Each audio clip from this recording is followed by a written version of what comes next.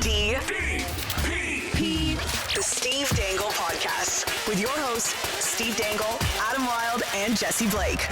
Is it ever not the worst when Corey Perry scores on your team? Oh. Like, it doesn't matter how old Corey Perry gets. When Corey Perry scores on you, it sucks just that much more. His face. It's his face.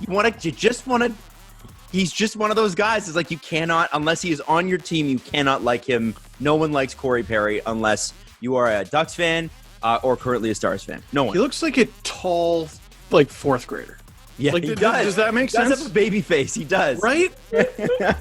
And, man, we're not talking about it as much this year because I guess we're not deep diving as much. We're just sort of trying to get through life. Corey Perry needs to shave so bad. He's got a Andre Palat, who has been amazing, looks horrible. Dude, at what point, is the superstition getting in the way of you looking like a human being?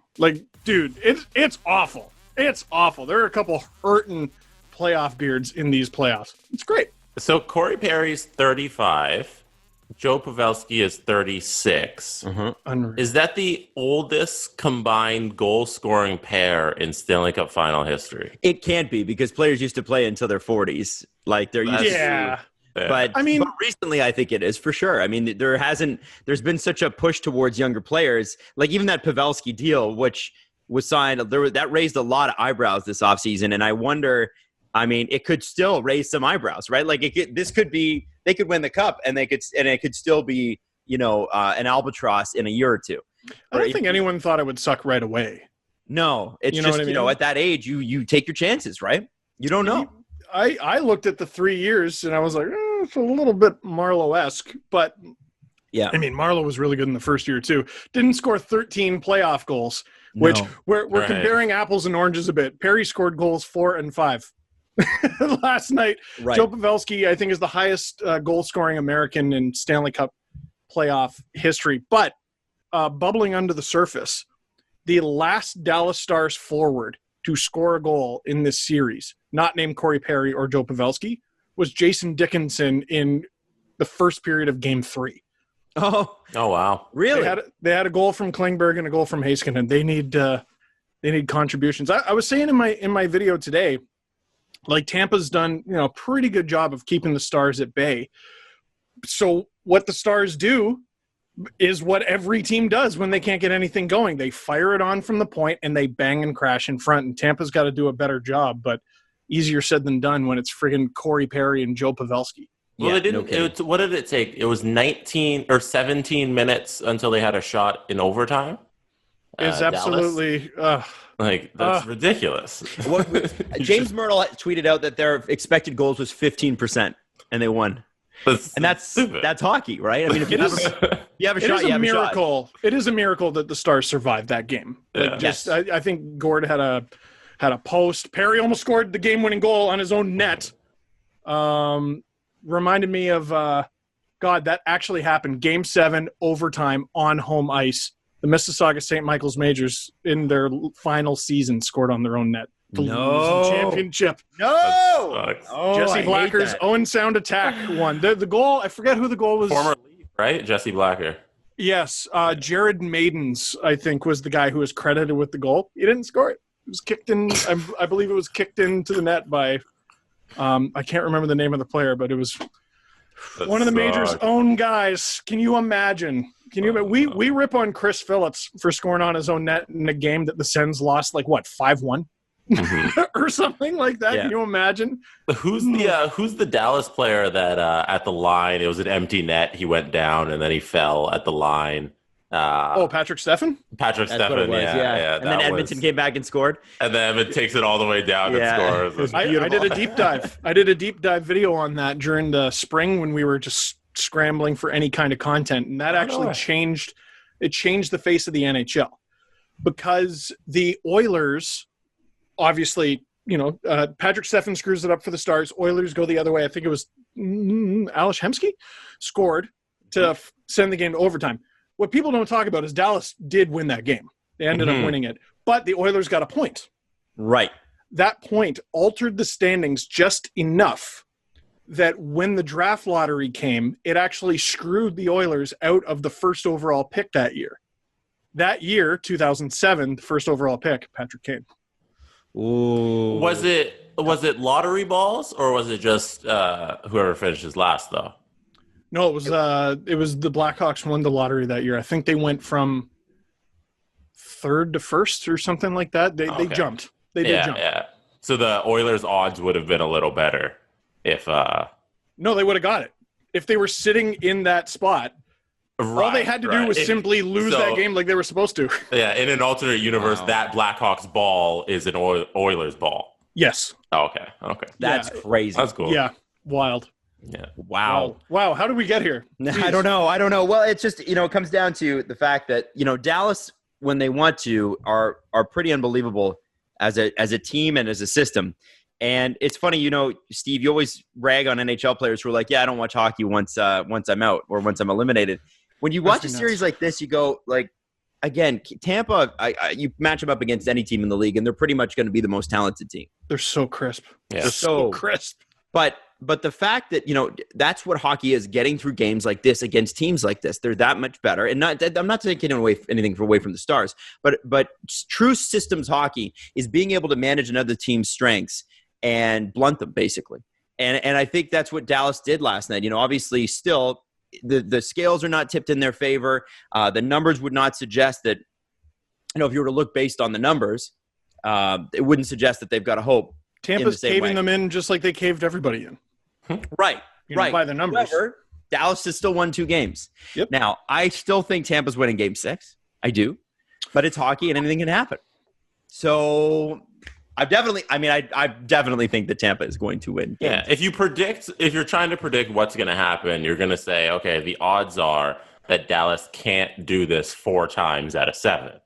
That's essentially it. So, okay, they can play this system, they can get outshot, they can just bang away and get a couple goals and maybe win 2, maybe 3 games, but doing it 4 times out of 7 versus Tampa, you're like, okay, the odds aren't really in their favor there. But who knows? It's a weird feeling. It's a weird feeling, almost like the Raptors with Golden State, where, I was like, I'm comfortable. Whatever, they lost Game 5. Then Game 6 happens, and I'm like, oh, shit. If they lose Game 6, I don't feel very comfortable about Game 7. Yeah. If you're Tampa, you got to wrap this up. Because once you get to Game 7, then it's a coin flip than anything else. It doesn't matter anymore. Then you've put it in the hands of chaos and bounces. Right. And you know what I was saying? So I still think Tampa's probably going to win. But I would be on this show today talking about how the Dallas Stars are about to win the Stanley Cup if that icing attempt that was not called icing went in. Everyone was talking about it touched Vasilevsky. It shouldn't have been icing. I'm like, bro, that almost went in. Did it hit the post? Because it hit his skates. Yeah, it went off and then kind of rolled to the. That was post. A skip on a divot away from being the game-winning goal. I don't even know who cleared it. I don't even know who it was. And easier goals have gone in, like. Oh yeah, way easier in high pressure situations. Somebody posted. And I forgot this even happened, but I did watch the game back in the day. The last year that the Leafs had before the first lockout in 2004, in the playoffs, they played Ottawa in the first round. And Joe Nieuwendyk scoring 2 along the ice wrist shot goals against Patrik Laine, like the 2 softest goals you've ever seen in your life.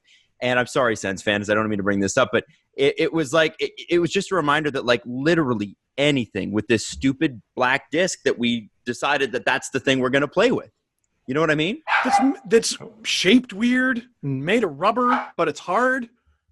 It'll break your teeth, but it can bounce. Who invented this thing? Yeah, really. Like, how did we? And a reminder that this is the best we could come up with because the previous iteration was a piece of cow shit. Road apples, they used to call it. Road apples. That's right. Wait, that reminds me of a bit we used to do. Isn't that how we like? Isn't that like back in my day? Didn't we have a bit about road apples, Adam? Did we? I don't know. I thought we did. I forgot what it was. I did have a science teacher in grade 8 who used to love to tell us about how he and his friends would go out and play hockey, and they'd use their skates on the street because they weren't like clearing the streets of salt. So they'd be wearing their gigantic big blades that they used to wear in like the 40s. This guy was an old man. and they would strap old couch cushions to their knees, and that would be their goalie pads. And they would play hockey on the street on skates because there was just a layer of ice there. It sounds like they did, and they call them road apples. That's what we used to play with because the police would walk by with their horses, and they would just shoot shit at each other, literally frozen shit. I used to always play street hockey with my dad's old baseball glove. Like, oh yeah, literally, it's got his name written on it in his child writing, and it's like old and worn. It's like this pale, nothing is this color, but it's like 20, 30 years old. Mm-hmm. And I still remember getting my first like road hockey set and just being like, I will be unbeatable. I will be unbeatable. I have actual hockey equipment now. Is there anything that's more satisfying than playing goalie in road hockey and just robbing a guy? Like when the tennis ball goes into your glove and you're... I have saves I made in street hockey as an 8-year-old I still remember. Like, really? Oh, absolutely. Oh, and that's the perfect time because after that, then people start to shoot hard, and then it's not fun anymore. In elementary school, you dick. In elementary school, we used to have a portable. So there's a portable, and then there was a fence. So one team's net was the portable, and then the other side it was the fence, and then you go back and forth, and we played mini sticks. And then the goalies, you take your jacket. You turn it inside out. You put it through your arms. I feel like every kid did this at every school, right? I would be your chest protector. Yeah, and then that's your chest protector, and that's how you make the saves, and then that kid's in net. Just freeze. Just get pneumonia every middle of winter. We had something different. We had there was a door that was the net. It was a doorway that was the net. Mm-hmm. Oh, cool. And then the other net was the friggin' you know how there was like gas valves or something on the outside of the building, and they would put like metal piping around it to be like, kids don't play near this. Yeah, we used that as the net. And there was like a bar in the middle, and that counted as it was like 2 crossbars. Mm-hmm. So no, it hit it. It hit. Yeah, but that should count, dickhead. We got to switch at intermission. The net's way bigger on the other side. What do you mean intermission? It's recess, stupid. Oh God, I miss being a kid. It's fun. It's fun. It's literally whatever you have that's kind of rectangular shape. Yeah. That's your net when you're a kid. The best. Just the best. I remember playing soccer and like I don't know why we did this, but like you'd make the two it would just be piles of coats, right? Or your lunch bags. You just pile your lunch bags, and that would be as the post. In a post. Yeah. Absolutely. And absolutely. And then the debate was, if you say you tipped it off your fingers, did it go over the post marker, or did it? Right. You know what I mean? Yeah, if it goes to the side, it goes over the jackets. Did it hit the post? And there'd be this debate for 5 minutes, and then you decide whether it was a goal. Everybody would hate each other, go their separate ways. It's good problem solving. And then kids have like video review now. Like, I wonder. They're just you go over there and you record the whole thing on your phone. No, that's a goal. That's definitely a goal. Let's get to the Kellogg's Frosted Flakes Selly of the Week. Steve Dangle, if you don't pick Corey Perry last night, I would be shocked. Steve's great. And that's why I will not shock you, Adam. Corey Perry turning back the clock. And I really got to say, forget the fact that it was an overtime winner. Forget the fact that it was his second goal of the game. That was, I think, Corey Perry's best game in like half a decade. Seriously, he really turned the clock back. And that's not an insult to the player he's been. He's obviously battled injuries, gotten older, et cetera, et cetera. He had 9 shots on goal in this game. The next closest star was Miro Heiskanen with 4. The next highest Dallas Stars forward was, I think it was Andrew Cogliano and Dennis Gurianov with 3 apiece. So take those 2, combine them. Corey Perry had 3 more than those 2 combined. He was +2, 2 goals, 3 hits, 23 minutes. He was doing everything. And then the Selly to boot. It was one of those ones where any team can win a game and you look and you go, we'll get the next one. The energy the Dallas Stars and Corey Perry in particular carried into that serial Selly made you think they believe, at very least, they can do this. Yeah. Nothing says game time like Frosted Flakes. He said after the game, too, that they're building something special. building something special. Yeah. So they believe it. They believe it. Be interesting to see. I have to say, I think it's Tampa's time, but it's been a pretty good series. Absolutely. I mean, the Stars have, generally speaking, it's either going to be even or one team is going to bring it and the other team is going to take it. Right? Every team that Tampa's played so far has taken it. Yeah. And they've had to figure out how to deal with it. And despite being down 3-1, Dallas has done the best job so far. That's how good Tampa's been. But, you know, they've showed that they can trade chances with Tampa too, which is the weirdest thing. The Stars are period by period a different team. Yeah. They're bizarre. And it's when they go into the shell mode, it's by choice and not necessarily necessity. And their shell mode it's different from others. Like third period of game 1, Tampa outshoots Dallas 22-2. None of the 22 felt like it had a chance of going in. No, you're different. Right. Yeah. It's just the weirdest thing about this series to me, though, has been like Anton Khudobin is getting sloppier and sloppier as this goes along. He's getting more fueled by adrenaline, it seems. I don't know if he's totally right. Stopping the puck. He is. Yeah, it's been a boy. I think it was a John Shannon tweet. I think he said Anton Khudobin is basically fueled by hope, or his playing style is just hope. And I'm like, and I want to get on my soapbox as an old man and be like, kids, every goalie used to play that way. That was the 90s. Their strategy was hope. Yep. That was the whole thing. Like, what did goalie coaches do back in the day? All right, I'm going to shoot a bunch of pucks at you, and you're going to try to stop them. And that was practice. Yeah. Like, what else did they work on? And that's Anton Khudobin. It was. This butterfly cookie cutter shit. Stop it. Stop the puck. That is your Kellogg's Frosted Flakes Selly of the week. I thought it was a good time to jump in with that. I thought it was over. Great Selly. My bad. I thought it was over. Hey, I didn't know. I didn't realize that Rear Admiral from Spittin' Chicklets is the kind of guy that's going to be breaking news. But he's claiming on Twitter right now that Torey Krug's rights will be traded in the next 24 hours. Among the suitors, we have Vegas, and I expect Vegas to be in on most. Everybody. Yeah, they're one of those teams. Like everybody talks about it, the Leafs. Oh, it's always the Leafs. Vegas is on. They're in on everything. They have no cap room. So you've got Colorado, Florida, Vegas, and Detroit all among the suitors for Torey Krug's rights. I got to tell you, one of the most fun defensemen to watch, and I hated him watching him against the Leafs, but I'm a huge Torey Krug guy. All of his own entries, and he's one of those guys that he's young enough that you sign him to a long-term deal and you don't really worry about it in the same way that you would worry about someone who is 30. Like the guy's 26, 27 years old. I don't think you worry too much about a 6 or 7 year deal with Torey Krug, and you're sort of set up at that point for a long, long time, assuming no injuries take over. This is a smaller framed but fast, great puck mover kind of defenseman, and I think Boston's going to really miss him.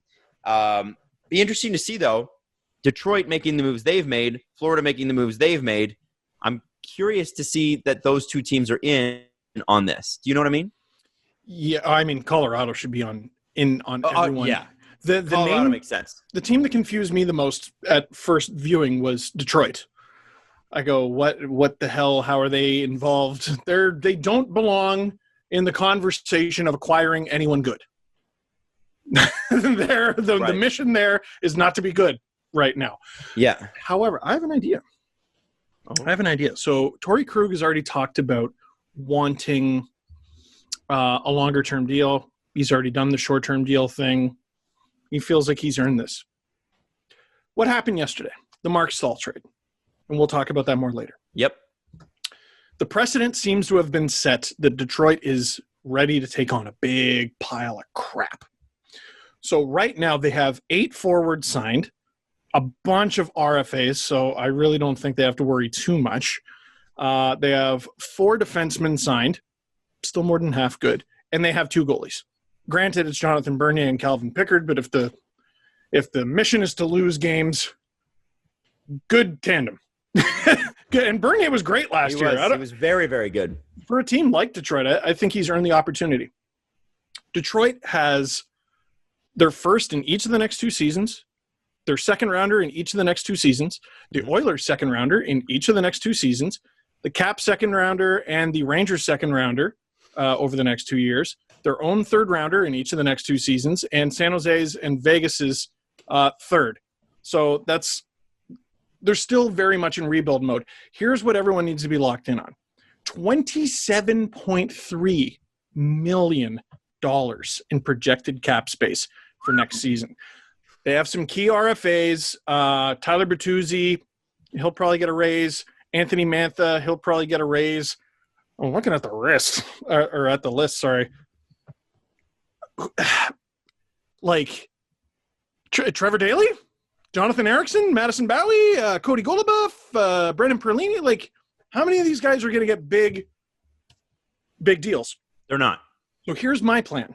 If the money is not there for a long-term deal, you're Detroit, you go, here you go, Boston. We're going to acquire Torey Krug.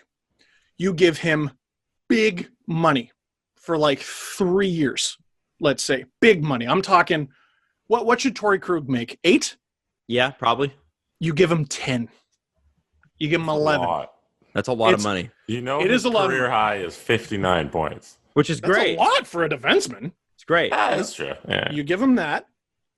You retain salary and you trade him for more than you got him for.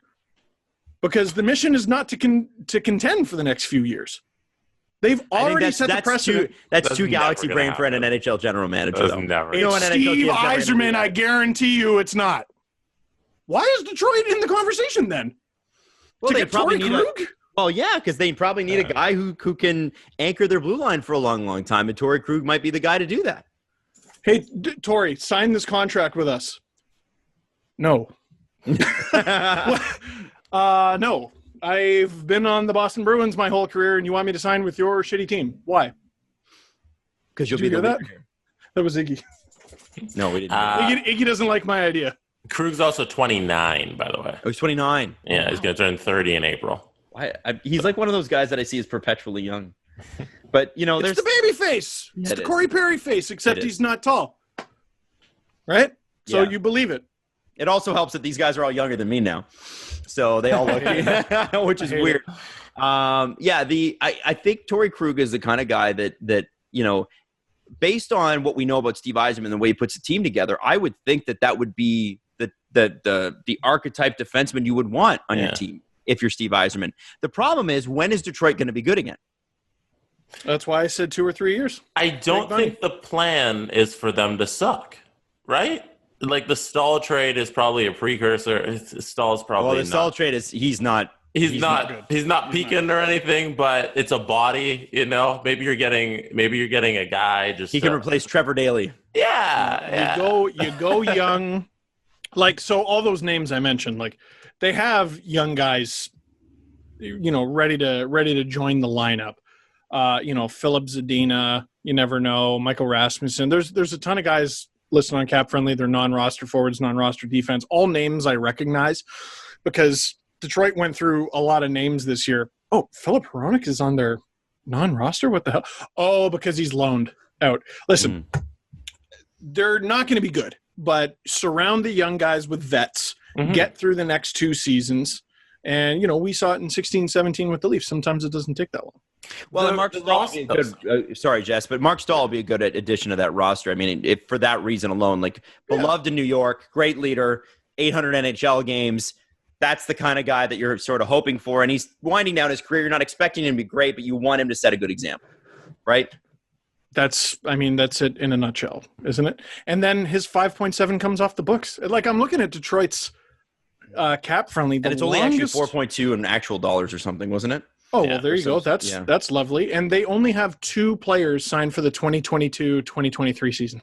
Wow. So not somehow Justin Applecator is one of them. Next offseason, how many players are on the Detroit roster? Next offseason? Yeah. So 1, 2, 3, Four. So if you got a Four team that of are four not guys, on entry levels or right. So you got a team of 4 guys, and you're Stevie Y, and you're looking at it, and you're saying, okay, they handed me a blank piece of paper. Mm-hmm. If I think I can build a contender in 1 year because I only have 4 guys and the rest are just guys that get to choose, why not try and go for it? Maybe Krug's the start of that.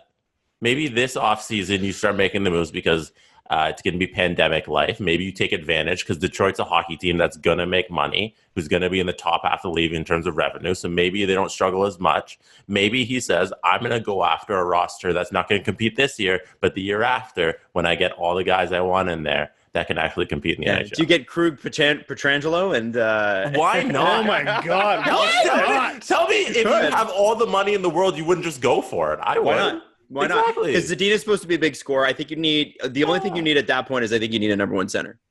Yeah, which you'll have to go and buy. Yeah, I don't think Dylan Larkin is quite that. No, but he's a good second guy. I mean, he's a great player. There's no question. But you need a dominant first line center at that point. It's like you said, you put a couple pieces in there and all of a sudden the rest of your team looks way better. Yeah. There's something there. Like maybe it's not Krug. I was just sort of, like you said, galaxy braining, trying to come up with ideas. But the Marc Staal trade happened, and then they still have $27.3 million to screw around and pick up some assets. And they already have 6 picks in the first 3 rounds for the next 2 seasons, including, we talk about teams that got screwed at the trade deadline because the season was paused basically like 3 games later or something like that. The Edmonton Oilers gave up 2 seconds in Sam Gagner for 7 games of Andreas Athanasiou. Yeah. And the Red Wings just re-signed Sam Gagner, who doesn't totally suck. Nope. He's in there. And 2 seconds. Whoa. And I don't know. And apparently the Oilers might not be able to even qualify Athanasiou. Yes. Yeah. They're saying, I read an article this week in the Edmonton Journal that was saying, I think it was, forget who wrote it, but it was about basically the Athanasiou issue that they're going to have because he's obviously could be a valuable player for their team, but his qualifying offer is too high. And probably, based on the value in the market right now, he may not be worth what the qualifying offer is. You know what I mean? Like Cody Cece's qualifying offer was like $4 million or whatever they paid him. He's not worth that, right? He wouldn't be worth that. Now he's going to UFA, but at $2.5 million, is Andreas Athanasiou going to be too expensive for the Oilers because of the cap issues they have, right? It's unbelievable. It's crazy. It's unbelievable, man. It's crazy. So, you talk about teams that should be active, like different guys in charge, different situation. Connor McDavid and Leon Draisaitl only getting better and better. The Oilers need to make a splash, man. They got to make a big move to get out of this muck. Yeah, but I think that requires dropping the Chris Russell deal. And at that point, I'd be calling Detroit. Why not? Why not? You already have the relationship there built up.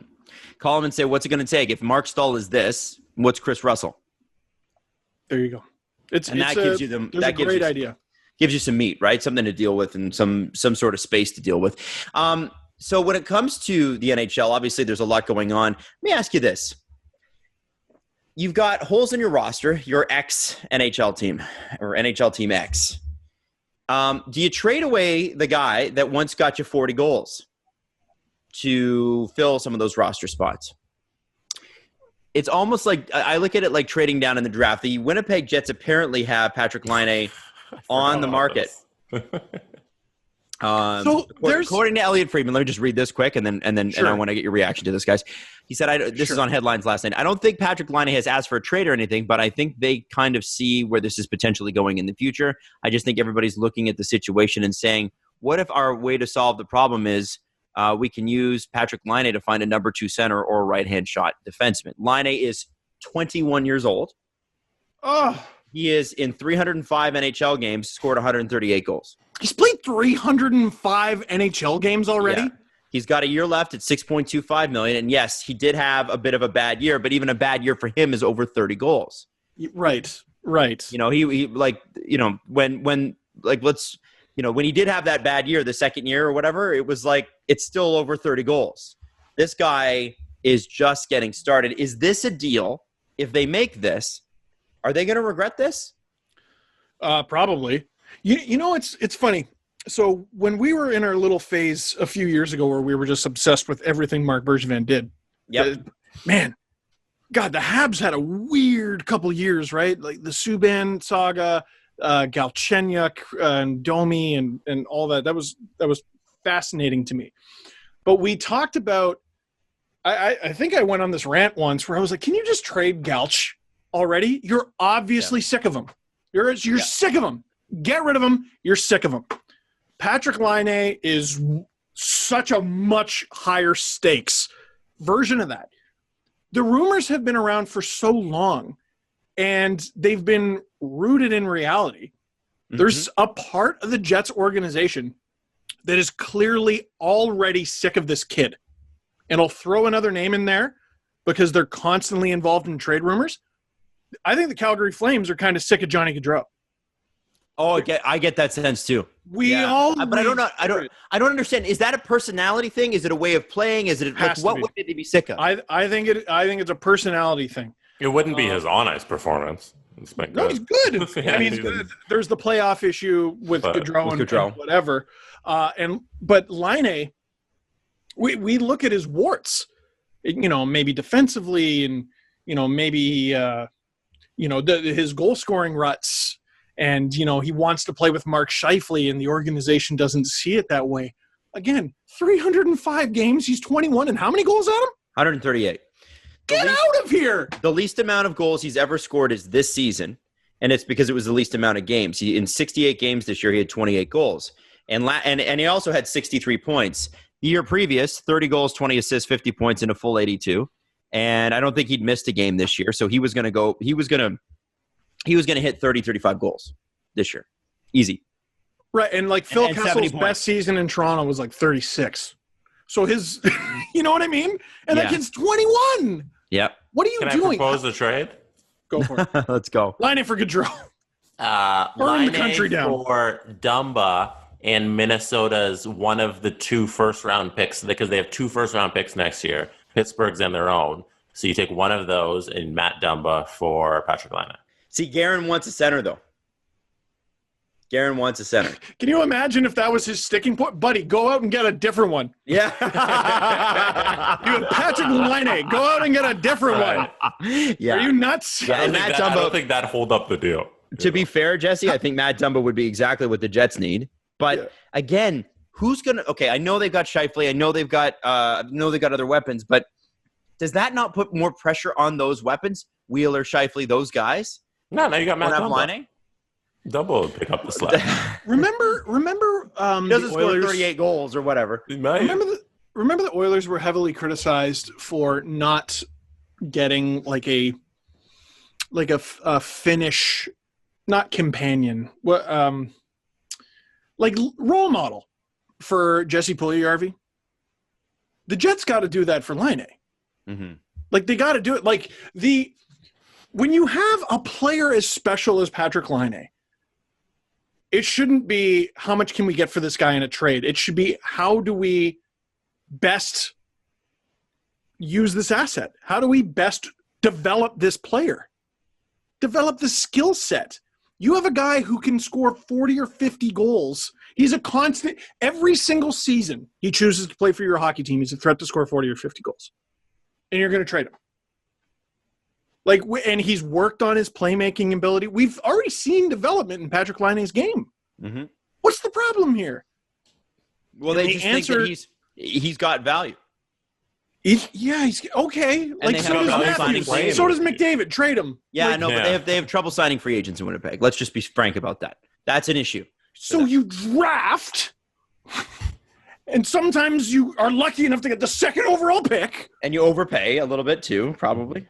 Probably not with this guy. 6.25 for a guy who's going to score 35, 40 goals. You go out and try to get that as a UFA this year. Go out and try to get You know, one thing they're probably concerned about too is that next contract, because if he does go out and score the 50 goals, like that's cost you $10 million, and Winnipeg might not want to pay that and might look at it and say, okay, if we get two guys who we can spread that money to instead of giving one guy $10 million, maybe that's a better use of our money and our assets. Maybe, but then I think you gotta reevaluate your place in the world if you're worried about your players doing too good. You know what I mean? Is that a way to run a sports franchise? It's a good problem to have. Yeah, sure. But it's also circumstance in terms of the team you're running. You can't avoid your market. You can't avoid your budgets. You know, it's a reality. Well, the Winnipeg Jets probably don't have an internal budget. They're extremely wealthy ownership, which is great. But all the same, the reality is do you want to allocate the amount of money? And it seems remember when Tyler Sagan was traded? And it was like, well, there's certain ways that you play the game. There's ways that you play the game. But does he fit our culture? Does he fit our culture? Does he play the game the right way? Yeah, he's in the Stanley Cup final for the third time, by the way. Right, and has already won, obviously, and has and by all accounts is a mature, grown man who plays center and defensively is responsible and scores a lot of points. He's done some boneheaded things, but a lot of them were when he was much younger. And every conversation I've ever had with anybody about Tyler Sagan behind the scenes, he's exemplary. Yeah. So, okay, maybe Patrik Laine is personally a little annoying to you. I don't know. I think he's funny as hell. Dude, that's the impression I'm getting. Yeah, but funny as hell gets you traded to Carolina, Dougie Hamilton. So stupid, which is really stupid. But I think, he's also 21 years old. And, put the contract aside. Because really, if you've got a player that you're paying $6.25 million to already, to raise him to, say, Jesse, $10 million is really only a $3 million or $3.5 million difference. It's not that big of a change. The reality, though, for me is that if you just don't like the guy, is that a way to run a sports franchise? If just because he makes comments about like Fortnite and stuff like that and it makes people laugh, and he's always been a self-assured guy from the second. Remember when there was that Laine versus Matthews debate, and they're like, this Laine kid, boy, he's a confident guy, knows he can score a bunch of goals, and he's coming to the NHL, and that is all he's done. And so you liked his confidence, you liked his swagger, you liked the personality that was there, and you liked the fact that he was ready to go. And then all of a sudden now here we are 3-4 years later, and it's like, well, I don't like the fact that he's confident. What, would you rather him not be confident? There's got to be something, like I said, there's things we don't always see. And I promise, I don't have inside information here. Where there's smoke, there's fire sort of thing. If you hear one rumor once, it's one thing. In Toronto, we hear a rumor about every single player. We've been hearing about them trading Patrik Laine since basically the beginning of his sophomore season onward. Yes. Same with Gaudreau. It was the same with Galchenyuk, who used to be held in the same regard. The guy was the third overall pick. Right. This might actually happen, and I think it's going to be a bad idea. And if you feel like if you're building like a staff as a manager and stuff, and you feel like somebody doesn't have the right attitude for the culture you're starting to build, I'm not going to hate you for moving on from that person. If they you better be right, though. It can bite you. Exactly. That's the thing. You better be right about your feelings towards that person, because if Patrik Laine is just a bit of a character and you don't want anybody with a personality, then you're wrong. But if they have insider information on the way he meshes with the locker room, and they want to move on from that, then yeah. Okay. Well, the Jets locker room was at the end of last season was known to be split. And they even talked. Blake Wheeler, I think, even came out publicly and said I needed to work on my leadership skills and stuff like that. There was something there as well, and I don't know the specifics, and I don't know that any of that ever came out about what actually happened. But there certainly has been personality conflict with this Jets team. It's been noted. So it'll be interesting to see what happens. It's just such a shame because this is a team that was a couple games away from the Stanley Cup 2 years ago, and yes, they lost Byfuglien and Myers and Trouba in one summer, but it's a team that still has all the pieces, and you've got a Vezina winning goaltender, and you got a guy that can score you 50 goals on a good season and probably 40 with his eyes closed, and Scheifele and, like I said, Wheeler. These are good. This is a good hockey team, and I don't know how you win the value if you trade Patrik Laine at 21 years old. I don't know how you win the value exchange. I just don't. I don't get it. I don't see how it would be possible. It's like trading Willie, you know? You're not going to get back what you dish out. That's true. That's well, true. and an interesting thought. So, you know, and I did a trade tree about this, about, you know, the Sagan trade. And if you look at it, like, the Bruins clearly lost, I thought. But do you think the Bruins organization feel like they lost that deal? They were in the Cup final last year. No. They went all the way to Game 7. I know Dallas is there now. But, you know, you look at the circumstances, and you're able to talk yourself out of that. Yeah. We went to the Cup final. We have a President's Trophy under our belt. We've done this. We've done that. But, like, we're a consistent contender. Oh, yeah, we really got hammered in that deal. I don't think they feel that way. I bet you they're like, see, fix the culture and look at the team that we got in Boston. The organization doesn't miss him at all. Maybe they should, but I don't think they do. I mean, they had – yeah. I mean, the thing is that, like, had Boston not, you know, gone out and signed David Backes to that deal, they probably could have held on to Tyler Sagan, and they would have been that much better, and they probably have another cup by now. There you go. Like, you could have – I mean, you could have had both guys. Like, you didn't need to sign David Backes to that deal when they did. Yeah. Everybody was like, that's a bad idea, and it was a bad idea. Hey, here's the thought. If Torey Krug gets traded, does Chara come back?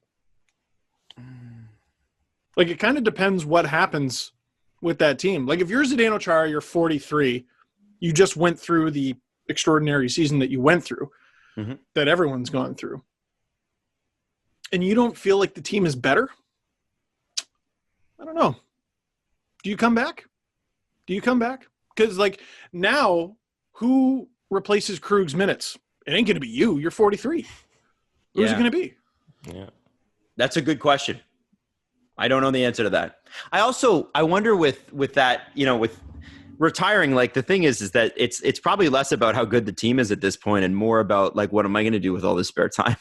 You know what I mean? Like, if you could still play it, it's like, I just don't know what I'm going to do with myself. So I might as well just keep going until I can't anymore. You know what I mean? Jogger? Yeah. Like, what else am I going to do? I don't know. Like, I've got millions of dollars, but, like, at a certain point, it's like, I don't know what the hell to do. Like, what do I do? That's so funny. Well, that's all you've done your whole life. I don't know. Chara has kids. I don't know. That was the very when Sofia Jurcevic worked for Sportsnet. I got to basically be her shadow a few times for the visiting room. You know, whoever was coming to town to visit the Leafs, and it was such a candid response from Jerome McGinley when the Avalanche were in town, because we asked him, like, hey, you know, what's the end of your career going to look like? You have this milestone in front of you, that milestone. You know, how long do you think you're going to play? And, you know, are you going to be like Yager? And he's like, no, I got kids. Like, no, I don't want to. Like, when I'm done, I'm done. And I think he was done 2 years later. Chara has 3 kids, by the way. Oh, wow. Okay. Well, yeah. Mm-hmm. And they probably live in Boston. I have a question. What is the cost of each pick? If you were to buy a pick off of a team, what's that cost you? And the reason I bring this up is, and I'm going to read you the Detroit Red Wings Marc Staal trade. So the Red Wings have acquired Marc Staal and a second-round pick in 2021 from the New York Rangers in exchange for future consideration. So essentially that means nothing. If you're reading that, could be. Now, the actual dollars are a little bit less than what his cap hit is. However, you could argue that the market for a second-round pick, when you look at something like that, is like $3 to $4 million. Now, I said in a tweet yesterday that Toronto paid $1 million for about 3 seconds of Robin Lehner to get a fifth. However, it turned out to be only $180,000 or $190,000 because of the cap space and it's prorated and all of those things, right? Still a lot of money for like a fifth. A pick that has a probably less than 50% chance, significantly less than 50% chance of making the NHL. So I'm interested to see if there is there a bar set for that? Like, what does a first round pick cost you? Because if we're grading on last year, a first round pick will cost you $6.25 million, which was the Patrick Marleau to Carolina. Who's the GM of the Rangers again? In my head, he's Jimmy Altieri, but that's the Sopranos character that he looks like. Jeff Gordon. Sorry, he looks like Jimmy Altieri. Damn it, Jimmy the Rat. He's a rat. They don't need the cap space the way the Leafs needed it. So the Leafs needed Carolina to eat that pick, that contract of Marlowe's, or they were boned.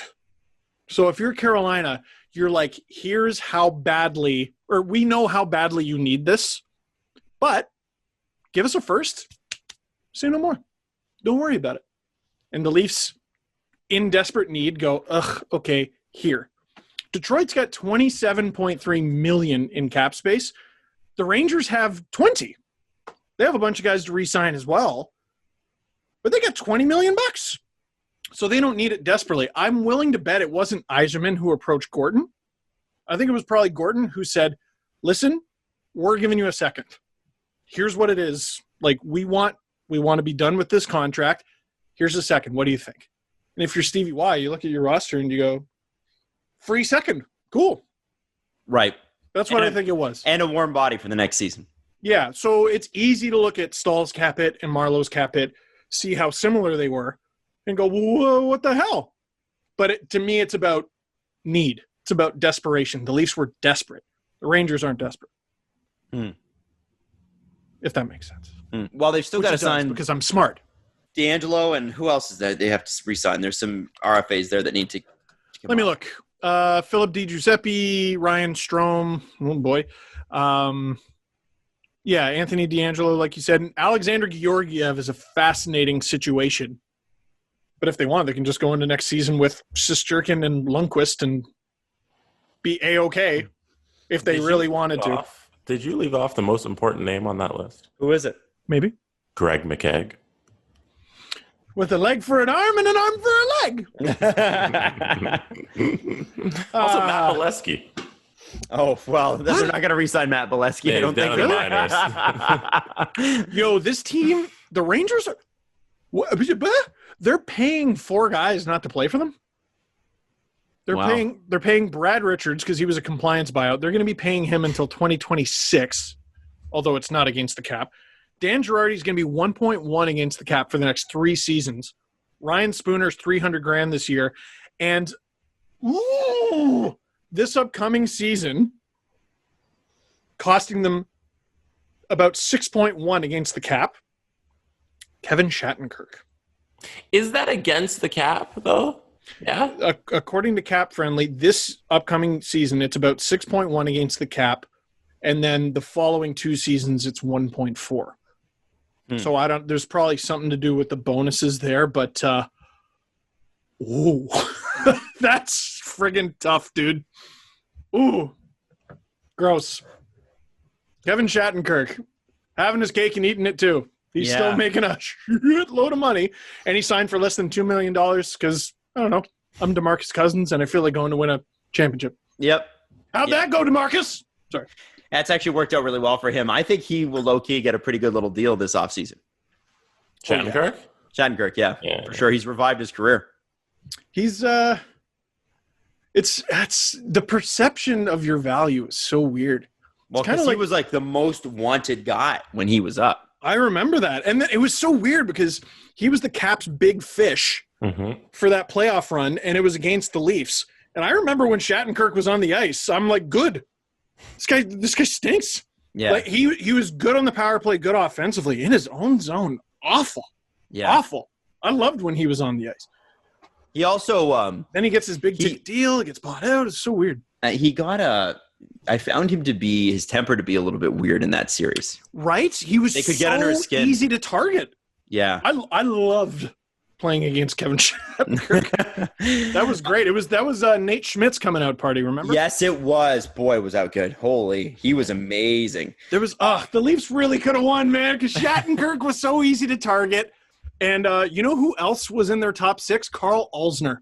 Oh, yes. No wonder the Leafs were hanging around. Damn it. Yeah. It was strange for Shattenkirk because all those years in St. Louis, he was never really a big star. He was kind of like the third most important defenseman. And then that trade deadline when Washington got him, he was like, okay, the rumors started and he was the big fish, but it just kind of came out of nowhere. He became this big star, this big get to get, but it was never backed up by years of him being this great player. Yeah, he was good in St. Louis, but it wasn't like he was. Yeah, I think he was just the only guy. He was just the guy that was available that year. Belle of the ball, as Steve would call it. And then it kept going into the offseason, and then he was free agent, and then he got a big deal from New York, and he wanted to go to New York. That was the thing. Like he was never going anywhere else. He wanted to be. That's where he's from. Didn't work out, obviously, but that was the thing. He wanted to be there. So generally speaking, if you're satisfied with your top power play defenseman, do not go out and sign a guy who was his previous team's top power play defenseman. You know what I mean? Because they're not going to get their cookies, and they're going to be miserable. That's a good point. About Tyson Barrie? Yeah.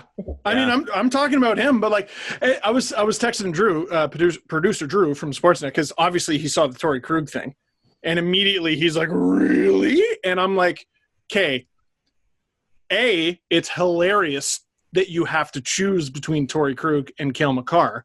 Yeah. But you do have to choose between Torey Krug and Cale Makar. You got to pick one. Your second power play unit's not going to play because your first one is going to consist of one of Krug and Makar, and then probably, McKinnon, Rantanen, Landeskog, and Kadri. Yeah, you don't need a second unit. Just leave them. That's so good. Yeah, so, I mean, I'm not saying don't go out and get good players, and I'm not saying Torey Krug can't do good things for you at 5-on-5. But that's Shattenkirk's one of those weird tales where, similar to Barrie, if he can't get on your top power play and get those cookies, what's his value to your team? Right. Bingo. Yeah, and you don't want to be moving a guy who had 70 points off the first power play so the other guy can actually, perform a role on your team, which is what the Leafs did this year. Big mistake. They took Morgan Rielly, and they're like, don't worry. And he was like, actually, I wasn't. Bobby Ryan bought out by the Ottawa Senators, which I'm actually surprised by because Ottawa buying someone out is significant. Like it saves them $3 million, which is the long and short of it. Or I think it was 3.5. That's the long. Listen, they were taking a lot of criticism for it. They have no money, and they found a way to save $3.5 million. Of course, they bought Bobby Ryan out. Of course they did. It makes perfect sense. It's logical. It shouldn't even be criticized. What should be criticized is they called it a hockey move. Stop! Guy just won the Masterton. He's an amazing story. He probably could have provided value to your team next year, in which a season which you're not going to compete in. No way. There's no chance. It's clearly a financial decision, and you called it a hockey one. Stop lying. Yeah. Just say Really. I know. Stop lying. You could have just said nothing. You could have. We thank Bobby for his blah, blah. Let's say it was a hockey decision. What us buying you out was a hockey decision is just saying you suck. Yeah. Yep. We bought you out as a hockey decision. If you guys bought me out and said it was a podcast decision, probably I would assume I'm not very good at podcasting. You know what I mean? Yeah. I don't understand. Right. Oh, yeah, it was a hockey decision. What? I mean, he was never going to live up to the contract that he had, but that wasn't the point. That wasn't the point. That wasn't the point. His role changed, and you're on this garbage team, and you're a great story, and, 100 days sober, comes back, scores a hat trick, and he would have been several hundred days sober, coming back. He could have played the next 2 seasons, and then who knows, maybe you could have even brought him back, at the end of his contract on this cheap deal. I don't know. Maybe, who knows? Maybe it was pressure from his camp. Listen, buy us out, set us free so we can go play somewhere else. Yeah, could be. I doubt it. So at the end of this coming season, so at the next off season, there are as many people on this Zoom call as the Ottawa Senators have on their roster. They have 3 guys signed through next year. Wow. So, ooh, and now they're about to draft some guys. It would have been nice just to have Bobby Ryan to just some consistency, Just be a warm body with a pulse. Yeah. this is the thing, man. They're going to have, all these great draft picks. And then if you're the Sens, though, here's the unfortunate thing. They're going to draft all these guys, and hopefully they're going to be good players, but not too good. Because if they are, you got to pay them. Yeah, true. That's the devil about good players. It's a bummer. Come on, man. What are we? Sell them! For God's sake! Sell them as a hockey decision. It would make the team better. Dustin Byfuglien, unlikely to ever play in the NHL again. That's unfortunate. It is. That's a Sportsnet staff story here. Elliot Friedman said on headlines last night, it's very unlikely Dustin Byfuglien is ever going to play again. He is 35 years old, and did say in training camp in September he'd lost the desire. Teams have asked. One of the teams that has asked, according to Elliot, is the Minnesota Wild, because they figured that he's got ties to Minnesota, and they could probably use him. And Friedman said that they're the only team that really had a chance. But according to Byfuglien's agent, it is doubtful he'll ever play again. And it's a shame because, man, what a great player and accomplished some amazing things. And for him to go out like that is sort of a bummer. It's there or it's not.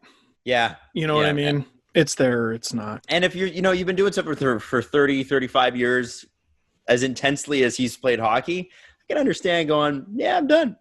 Yeah. Well, and the end of it, you wish it was a little better, a little more romantic. The weird fight with Winnipeg, Yeah. Well, and his fitness has never been one of his strong points. And he's had this busted foot or ankle, whatever it was. Lord knows if it's even properly healed by now. Lord knows what kind of shape he's in or if he's been working out at all. Right. When you're done, you're done. Like, I admire a guy for knowing when he's done. Yeah, because you always go, you could still play. People still want you. You could go and win a championship. He's already won a championship, and he's made a shitload of money. Yeah, exactly. Live your life. This is like, I don't know. Guys, professional athletes are wired different than everyone on the show. They have a different compete. But I remember looking at like Conor McGregor, for example, after the Mayweather fight, and he had like a newborn baby. I think he was 29. He had like several $100 million in the bank. I'm like, dude, retire. Yeah. You've won the lottery. You have more money than you'll ever need, ever. You got, his life partner. I don't think they're married. You got this kid. You still have your health. How rare is it that a professional athlete of any type, let alone a mixed martial artist, escapes with their health? And, wow. You talk about a guy who maybe he should have retired. Yes, absolutely. For a variety of reasons. Jesus, dude. What are you doing?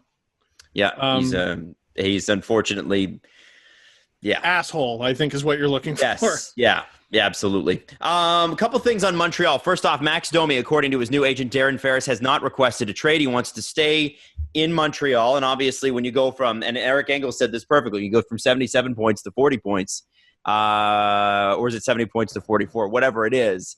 And then you're centering the fourth line in the playoffs. It's not great. You think Max Domi stays in Montreal? Yes. Yes, I do. There's a tweet from Jack Hahn, who is a sorry, Jesus, choking. I tried to mute myself. There's Jack Hahn, who used to be with the Leafs organization. He was briefly an assistant coach with the Toronto Marlies, and he was basically glowing about all the great things Max Domi does and the little things, even in the season where his numbers weren't as big. Mm-hmm. There's a few things that the Montreal Canadiens need, and none of them are less offense. You know what? Yeah, like right. They should bring him back. Absolutely. They do need to talk about roles. Like one thing, like if I were Max Domi, I'd probably be pretty frustrated not knowing what position I'm going to play every night. Yep. Yeah. Yep. You know what I would be frustrated by that too. I get that. And you don't, if you play wing for the rest of your career, or for the rest of your time in Montreal, that's fine. But, like, tell me. Yeah. Don't put me a center. Someone gets hurt. You know, one of those things. What am I doing? What am I doing? We know Philip Deneau is going to be there for a long time, and he's going to be a center. We know Nick Suzuki is going to be there for a long time. He's going to be a center. You're going to give me big money to be third? Don't think so. Don't think so. If you're Max, you think you can be first.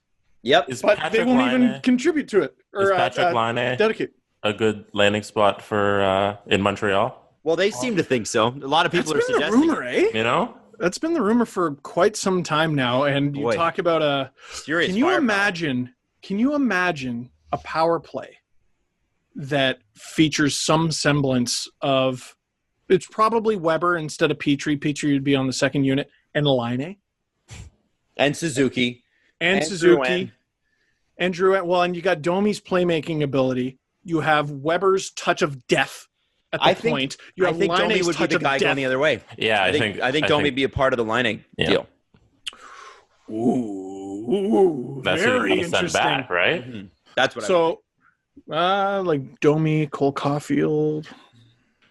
Ooh, that's an interesting little conversation there, Adam Wild. I like that. I think, and then with Domi, he probably doesn't need to play center in Winnipeg. I mean, maybe he does, but whatever. He's a player that can, and behind Scheifele and Kyle Connor, he wouldn't need to, right? So he could play wing. So that replaces Laine on the wing. Obviously, there'd have to be some picks or some sort of. It's not a straight up 1-for-1, but there's something there, maybe. Oh, I really like that. You know what we need? What do we need? What this Rogers Sportsnet employee needs? We need a blockbuster all-Canadian deal. That would be cool. I'd like that. Anybody. The Jets and the Habs, who have no rivalry whatsoever. All of a sudden, bang, it's right there. What? How soon after the Stanley Cup is awarded that we're going to see a blockbuster, by the way? 12 hours. 12 hours? Okay. That's what I give it. We're just waiting. The other thing I wanted to mention quickly is Jeff Petry's extension. It's a 4-year deal. It pays him $6.25 million, not starting this season, this coming season, but the next. Now, he's 32. He's played extremely well. Right shot defenseman, among the most valuable in the NHL. However, 32. Contract takes him till he's 37. It doesn't even kick in this year. Now, it's only a $750,000 raise from what he's currently making. So it's not like it's that much more for the Canadians in the interim. But you sure are relying on Jeff Petry to be very, very good for a very, very long time, especially with a flat cap for the next 3 years. And this is the thing, right? Like, no criticism of the deal has anything to do with the first year of it. Well, you could actually, because the first year doesn't even kick in until next year. It's like not this coming season, but the next year. Yeah, possibly. I mean, I don't think he's going to age so badly that the wheels fall off within 2 years. Mm-hmm. 5? 6.25. Cap hasn't gone up that much. He's 37. Lord knows. He takes a funny bump in the knee. Something happens with his hip, his back, his anything. Lord knows. But I don't know. At the end of the day, he's a good hockey player, and there's no reason to think he's going to get hurt until he does. You know what I mean? Fair enough. Yeah. I mean, this is the problem. The problem I have with like free agency and signing guys and extensions, and we always say it's too much, and we always say, what if they get old and what if they get hurt? Well, what if? What if anybody? Mm-hmm. Nathan McKinnon has the best contract in the National Hockey League. And what if he gets hurt? Now what, Colorado? Like, you can't live like that. So I think your evaluation goes, is Jeff Petry good? Yes. Barring major injury, do we think he's going to be effective for at least this long? Yes. Yes. Sign him. Go. All right. Let's do the press conference, guys. We have so many questions. Do we? The Presser. SDP. The Steve Dangle Press Conference. First question comes from Grady_Matthew. Grady wants to know, how do you eliminate the tax advantage for teams? Each player gets taxed at the same rate by the league? Toronto players, highest state tax rate, province. Pay no extra. Florida players pay equivalent tax. Do you guys think this is a problem the NHL should be working to solve? What do you guys think? No. Chair just What farted. was that there? Oh, yeah. Little tooty chair over there. What's ironic, though, is I think Jesse just properly illustrated Gary Bettman's response to any complaints about that. He doesn't give a shit. No, I don't think you worry about that. No, he doesn't care. And listen, because then you're constantly adjusting based on local law. Like if you're a Leaf fan or, Habs fan or any of the places that have a high tax rate, yeah, I understand why you're mad. Gary's not catering to you, dude. He's not. That's not an NHL. Local laws are not an NHL problem. There it is. All right. I mean, that's it. Dude, I would love it. I would love it. And I've talked about it in the past. Like, I got all snooty when, teams were complaining about the Leafs and bringing players over on their own dime. And, well, if that's an advantage for the Leafs, then you got to take away their tax advantage or whatever. I say it as a tantrum. I don't actually think the NHL is going to do it. Of course they're not going to do it. The idea that there needs to be absolute parity, to me, is impossible. This idea that there's not going to be, even if, what are they, is the NHL, if they did that, is the NHL going to change the weather in Florida so that it's not as nice to live there? There's going to be benefits and drawbacks to every city that you go to.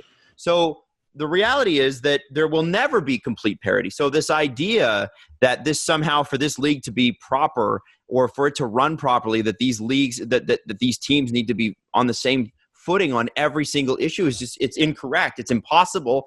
And it's not, it's also not something that's not why we have leagues like this. We have a league and we have these teams because locally they're different markets. Matt Duchene signing in Nashville because he likes country music. Well, I don't think that New York could offer him that. You know what I mean? Toronto doesn't even have a country station in Toronto Central because it's just not a huge form of music here. They have one in Durham region. They have one in Hamilton, but they don't have one in Toronto because it's just not, it's not the same. So Matt Duchene would sign in Bowmanville, not Toronto. So he'd sign in Oshawa. Okay. But that's the thing. And players are going to make decisions on their lifestyle based on their lifestyle. That's going to happen. But if you're trying to eliminate local conditions, forget it. It's just not going to happen. You just will not get that. It's too difficult. It's all you can call it is unfortunate and move on. Next question comes from Connor Walsh, 44 on Twitter. I know Adam is really sold on signing Hamonic, but have you ever considered the Leafs signing Dylan DeMelo? He's really good defensively and was only moved at the deadline for a third-round pick. Seems undervalued. What do you think? I love Dylan DeMelo. I think he's a great story. In fact, once again, when I was moonlighting as a reporter, or when I was cosplaying as a reporter, the Sharks came to town for the Leafs, and Dylan DeMelo had just been called up for, I think, his first NHL stint. And we locked eyes, and he went, ah! And I went, ah! Because we got to work together a little bit when he was with the Mississauga Steelheads. Cool. He was playing junior back then. And I go, he goes, what are you doing here? I go, I'm working for Sportsnet. What are you doing here? And I caught myself halfway through the question. And I think his response was playing for the Sharks. So I would love to bring the local boy home. Yeah, he only made $800,000 last year. Yeah, he only cost the third-round pick. If he's going into unrestricted free agency, and enough of us are talking about him, he's not going to get that. In free agency. If he does sign for less in Toronto, it'll be his choice. I don't think he will either. Take your money. You made $800,000 last year. You got to make some money now. Yeah, that is especially with everything that's gone on. And I had a message this morning from somebody, and well-meaning, said, "Hey, do you think the Leafs should pick up Jake DeBrusk?" And my response would be, the Leafs should pick up anybody. That will make them better. Jake DeBrusk is a good player, so any team would want Jake DeBrusk. The problem is where? Yeah. How? Right? You just can't. I'd take him. He provides some things they lack. I would take him too. But the Leafs should get McDavid. Where and how? Yeah. Hadn't thought about McDavid. Great idea. Jesse makes a great point. Jesse, next question. Steve, your story you told was when you tell the waiter, you too, when they say enjoy your meal. Oh, or at the movies. The movie's the better one. Movie, you too. Oh. This question comes from Reese McQuaid. Reese wants to know, does Freddie take a team-friendly deal to keep playing with the Leafs? No. Something like maybe $5 million for 2 years. No. Then go to free agency. You guys could you guys? Why would he take a team-friendly deal when he's in his early 30s? Because of the cap not moving, is what Reese suggests. But there's so many players who are in just ass situations, and Freddie is one of them. Yep. He should be heading into the season ready to cash in. And it's just not going to happen. He might, if he's got to play does lights well, out. Yeah, if he does well this season, he might be able to get 7 somewhere. Which is not bad. No, but is the length going to be there? Is the length of the contract? Like, prior to this, like, contracts were getting out of control. And Lord knows, the lockout clock was ticking. Contracts were getting out of control, and nothing will bring them back down to earth like nobody having any money whatsoever. But you do bring up a good point. If the only reason that trading Frederik Andersen makes any kind of sense is he might walk for nothing. If you're Kyle, you should be having that conversation with him. You're calling him up to say, hey, man, I'm not shopping you. Extend that call a little bit. Further to that point, would you like to sign an extension with us? Because do the I'd Leafs be want interested that? in it. Why wouldn't they? He's a good goalie. He is a good goalie. He is a But good for how goalie. long? how long and how much money? I would say at least 2 years. Is he going to do a 2-year extension? If Freddie asks for 6.25, and for 2 years, I sign that deal tomorrow. He's a I good. sign that deal tomorrow. Absolutely. That's a lot of money, Steve. It's not that much more than what he's making. But It's for a the million role and he plays, it's a fourth line. It's a Pierre Engvall raise, literally. So it's nothing. yes. The Leafs keep doing that. Like we've said consistently on the show over the last whatever years, where you get in trouble is the mid-level, $6 million level contracts, and then the Leafs just keep signing these mid-tier guys to just handing out $3 million. And if you can get better value at your goaltender and not give Freddie $6.5 million or whatever it would be, maybe you spend that money somewhere else. The question is on who and what. Yeah, that's the thing. It's what it is, but they're getting maybe killed. it's better use somewhere else. They're getting killed giving those raises to guys who are on their third line.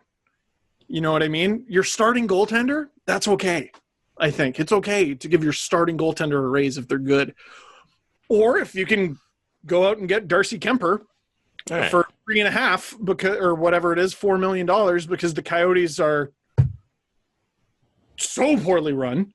Yeah, you absolutely go out and do it. But in absence of any of those deals, if you have a chance to get Freddie at a slight raise on a short term, yeah, absolutely. It's not necessarily even about the $6 million number. It might be a $3 million or like a $4 million goalie plus a $2 million goalie or plus a $1 million goalie. You do a tandem. Is that the dedicated money you want Freddie Andersen at? Probably not, at that rate, especially with Jack Campbell making $2 million. But again,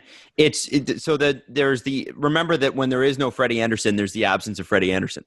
And can you get a .915 save percentage out of somebody else for less money? And that's basically what you're looking for, right? Here's a question. Can you get a higher save percentage out of Frederik Andersen because you have Jack Campbell all year? Well, and that's a good question. The Habs are making a pretty huge bet that you can get a better save percentage out of Carey Price because you have Jake Allen next to him. Yeah. Mm-hmm. I don't know. I think if he's up for it, which I don't necessarily at a certain point, think it's he will like be. you don't make his choice. You make the choice for him. Freddie, you're starting this many games this year. Yeah, well, no, there's that issue altogether. Like, of course he's going to want to play in every game. Your job as a coach and a general manager to say, this is how many you're playing. Like it or lump it. Don't care. Like it or lump it. Don't God, care. you're such a great dad. It's just sort of like, why are we letting the tail wag the dog here? He is getting paid. They will tell him how many games he's going to be in. If he's upset about it, boo-hoo. Sorry. It's clearly not worked doing it the other way. We have definitive proof it has not worked. What else do you need? Like if Freddie Andersen was going into the playoffs and they're like, you know what, Freddie, we're going to limit you to 20 minutes a night. That's all we're going to do. And he had a .945 save percentage. I can understand why Freddie would be like, hey, let me play the other 2 periods. But it's not like Freddie Andersen's been stellar in the playoffs. He has not. He had good numbers this year, but we've talked about he wasn't in the playoffs this year. Well, and then there's that. That's a whole other conversation. He wasn't in the playoffs. So that doesn't count. Yeah. Whoever brought that question up in the first place, though, Jesse, Good question. It's a great question, and I think it's something – Reese, I think it's something the Leafs should absolutely explore. But if you're Frederik Andersen, I mean, it's all about risk. Mm-hmm. If I don't sign this deal next year, I could make 7, 8, something along those lines. But I don't know. I got my buddy Austin here. I know I'm the starter here.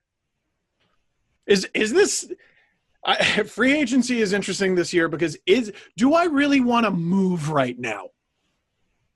You know what I mean? Yeah. Do I really want to? And then you start going, oh, well, this city's nightlife and this and that. And you don't got to worry about that for the next year or some, you know? Where's the best place to go on secluded walks? Which city has the best secluded walks? Because that's basically all you can do right now.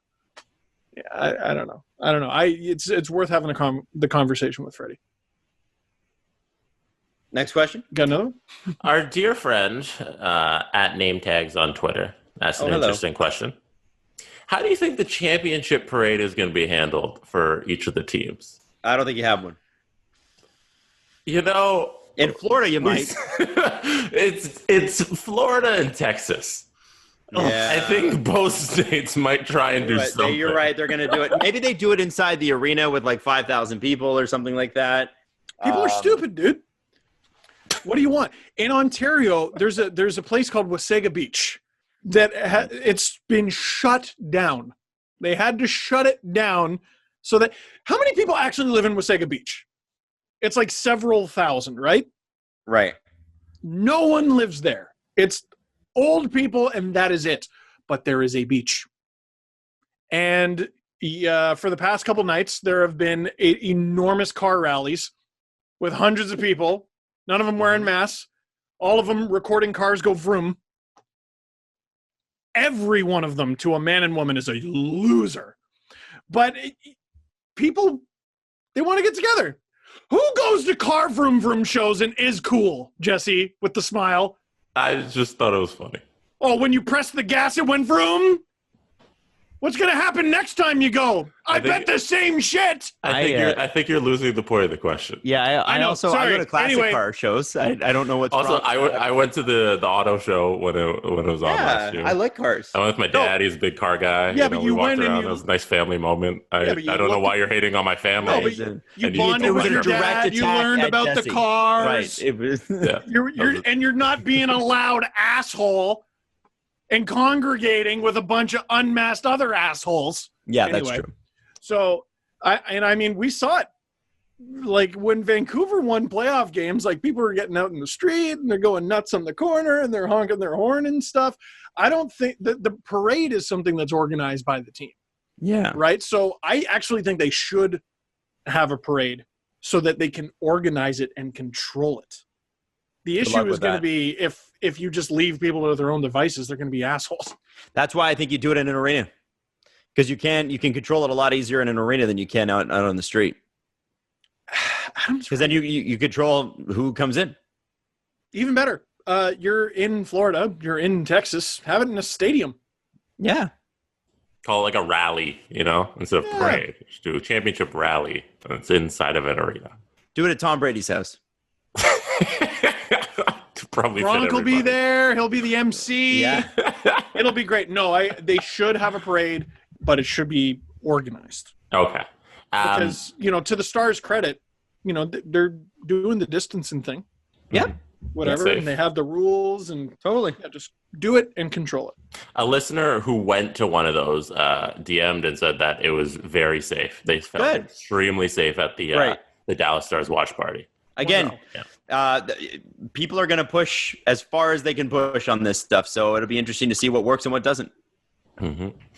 This question comes from Thomas Shea, or maybe Tomas, because there's an accent aigu on the A. Are you guys part of the chaotic minority or the civilized majority when it comes to ketchup placement and French fries? So there's two types of ketchup and French fries, people. You know where this is going. Yeah, I do. Do you spray the ketchup all over the fries, or do you spray it on the side and then dip your fries? It's on the side. Don't cool down your fries. Don't be an idiot. You don't Adam, cool down your fries. Reason. No, you put the thing on the side. No. And then you dip, and then the way the fries don't get soggy and crappy. You're going to lose the essence of the fry if you're letting that ketchup soak in past that crunchy outside, and then it's warm on the inside, and you're not going to get any of that. So what is this? I like nice, even a debate. Hot French fries. Hot French fries. I want my ketchup to go tss when I put it in. Someone's going to clip that. When I take the French fry and dip it in the ketchup, I want a tss sound. And how do you eat your French fries? With these things. And you're going to cover them with ketchup? What are you, a child? I used to eat that way when I was in elementary school. If you're an adult, a grown-up person, you dip your fries. Or you call yourself a silly dipper? Unfortunately, I am with you guys. No. I don't like being on the same team as you when it comes to these debates. You guys are usually on the wrong side of history. But this time, I got to agree with you. All right. It's the right side to be on. Yeah. There's a reason those little cups were invented. Yes. There's somebody had to make those because the right way is to dip your fries. Now, if you want that cheese stuff all over your fries, that's already hot, right? So it keeps it hot. I know I'm murdering the planet, but ketchup is better in those little shitty cups. It tastes better. I don't know what it is, but it works. Something about it. Yeah. It's just better. I have another question here if you guys want it. Yeah, let's do one more. No. One more. End the show abruptly now. Okay. This is from Michael on Twitter as well. So what's a bigger Leafs hurt pain seeing an ex-Leaf win the cup? Is it Polak or Schenn? This? Neither hurt me. I don't care. No. Well, Luke Schenn did not play yesterday, and Polak didn't play in these playoffs at all. Yes, but both names, if either team wins, will get on the cup. Neither. I'm happy for them. I'd be happy for Polak, and Luke Schenn is actually this kind of cool redemption tale. I'd have been happy for Kadri if Colorado won the cup this year, which they easily could have. If Kadri was hoisting it, I would have been just as happy as when I saw Phil Kessel win it the season after he was traded out of Toronto. I'm happy for these guys. I cheered for them. It's not painful. The thing is that Polak and Schenn was traded for Van Riemsdyk in a great trade. Polak was just not a fit for what the team wanted to be, and Mike Babcock put him in positions that he was not going to be successful in. And then, I don't think that bothers me. I don't like the idea that you can't just enjoy someone else who used to play for your team enjoying some success. That's weird to me. I'm trying to think of the last time. If we had a general manager that was okay, if I was a Boston Bruins fan, and I traded Tyler Sagan for Louis Eriksson, and the next year Dallas goes on to win a cup with Tyler Sagan, that would probably be painful. Because that's a great player who was traded for character issues rather than he was just immature. He looks stupid. Clearly. Yeah, you're looking like an idiot. That would be an issue for me. But I don't think anything else other than that. Look, I'm trying to think of the last time I cheered against a guy in the playoffs just because he was a former Leaf, and I can't think of any. Unless you're a total villain. I can't think of any. Nothing. Even Bozak, who we criticize, but just The criticism was don't put him on the first line. Yeah. It wasn't even a criticism against him. Yeah. It was a criticism of their valuation of Tyler Bozak. And when he was a second or third line center, he was great. Leaf fans, by and large, cheered for Phil Kessel. Yep. Like, are there any guys in the league you hate just for like sports reasons? Like Marchand. Perry.